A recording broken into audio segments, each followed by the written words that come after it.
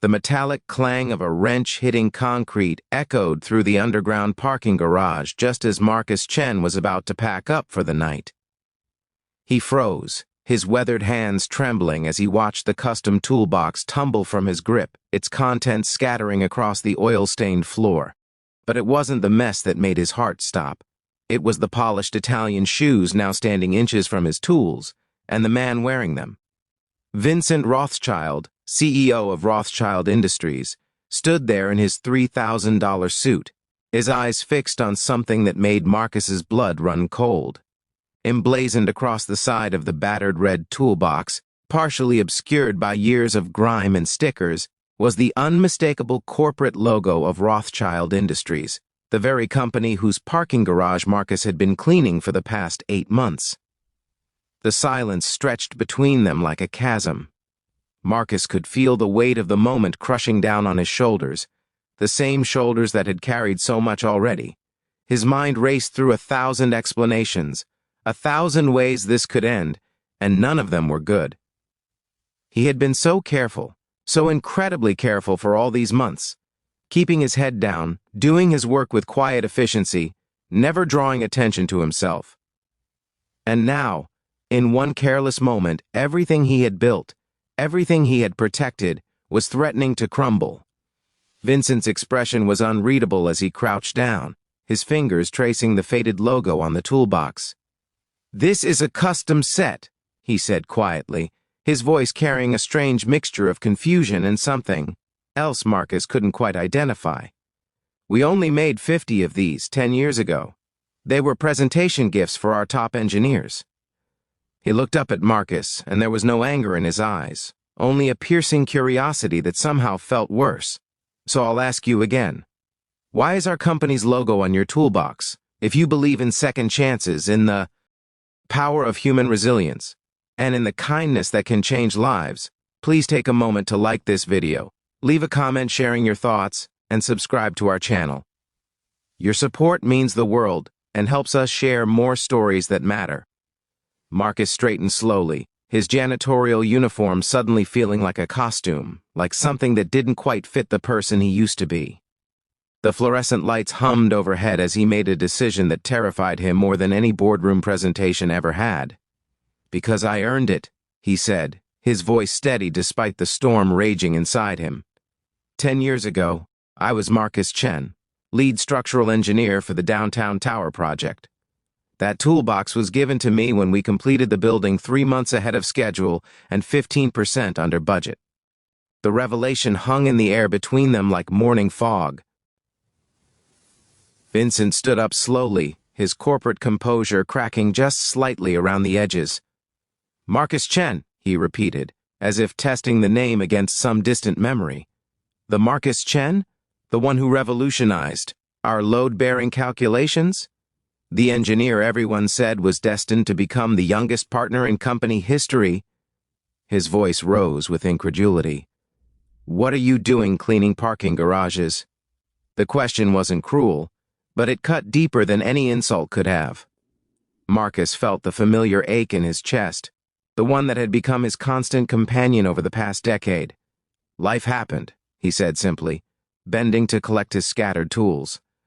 "My wife Sarah was diagnosed with stage 4 cancer 2 months after that toolbox ceremony. The medical bills came fast and hard, even with insurance. Experimental treatments, specialists, cross-country consultations to anyone who might help. I mortgaged everything, sold everything, spent every penny we had and borrowed more." His hands moved mechanically, replacing each tool in its designated spot. "She fought for 18 months. Fought so hard that I still can't think about it without my heart breaking.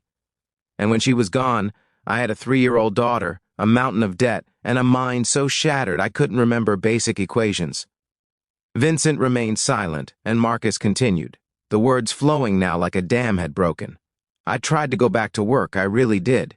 But I would stand there with the blueprints in front of me, and all I could see was hospital floor plans. Every calculation reminded me of treatment schedules and survival statistics.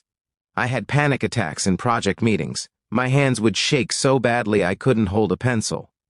The grief counselor called it complicated bereavement and severe depression. My supervisor called it a liability.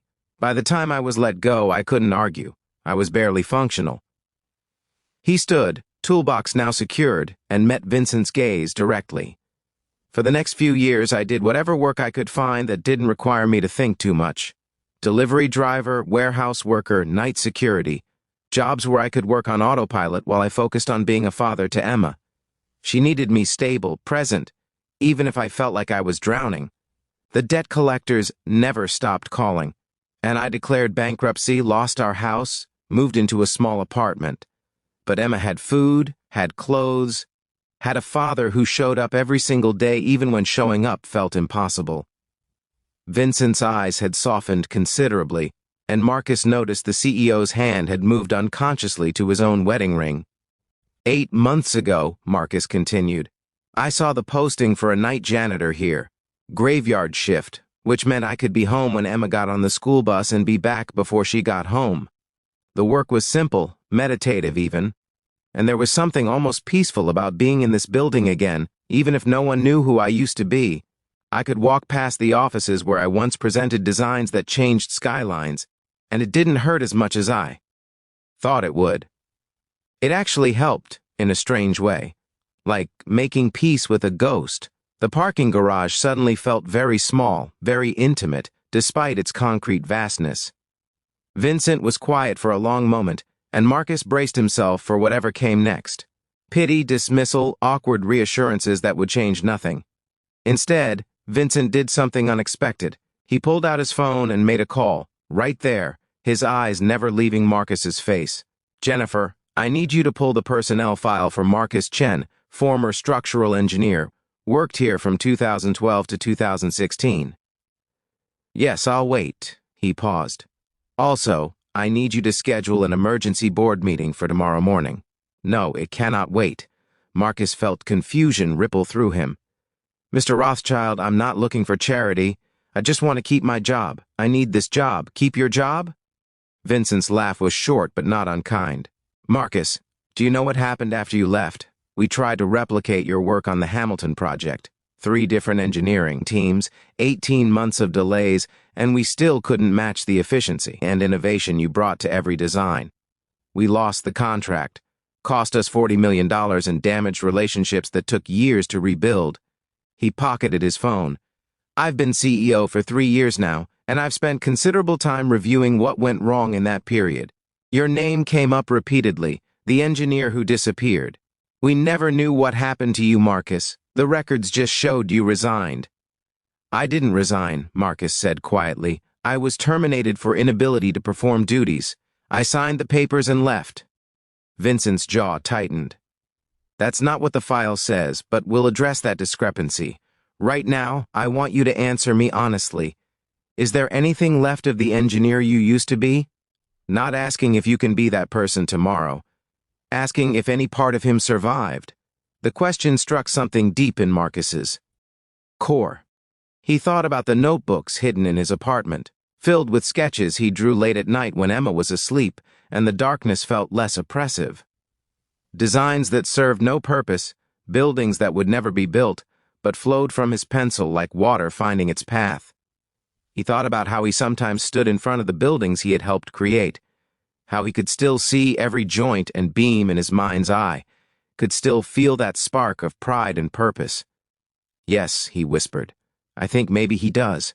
If this story has touched your heart, if you've ever believed that it's never too late for redemption, please hit that like button and share this video with someone who needs to hear this message today. Your engagement helps us reach more people with stories of hope. Vincent nodded once, decisively. Then here's what's going to happen. Starting Monday, you're going to begin a reintegration program. We'll start part-time, pair you with a senior engineer, ease you back in. There will be therapy resources, flexible scheduling so you can still be there for your daughter, and a salary that befalls your experience level.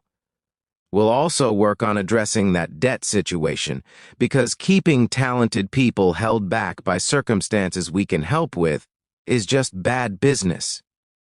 He held up his hand as Marcus started to protest. This isn't charity, this is correction of an injustice, and honestly, it's smart business. You have a decade of experience and a mind that this company needs. But Marcus, I need you to promise me something. Anything, Marcus said, his voice breaking. Promise me that if you're drowning again, you'll say something. That you won't wait until you can't breathe to ask for help. We're putting support systems in place, but you have to use them.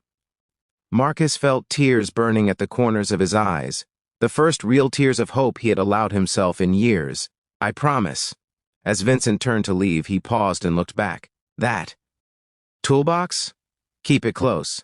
It's proof of who you were and who you're going to be again. And Marcus, welcome back. Please drop a comment below telling us what this story meant to you. Have you ever faced a moment where you felt lost, only to be found again? Later that night, as Marcus sat at their small kitchen table watching Emma do her homework, he pulled out one of his sketch notebooks. His daughter looked up, curiosity brightening her face. "What are you drawing, Daddy?" she asked. Marcus smiled, really smiled, for the first time in what felt like forever. "The future, sweetheart," he said. "I'm drawing the future." And as his pencil moved across the paper, each line felt like reclaiming a piece of himself he thought was lost forever. Each calculation a step back toward the light. The toolbox sat beside him, its faded logo a reminder that sometimes the person you used to be and the person you're meant to become are just waiting for someone to see you, really see you, and offer a hand back up.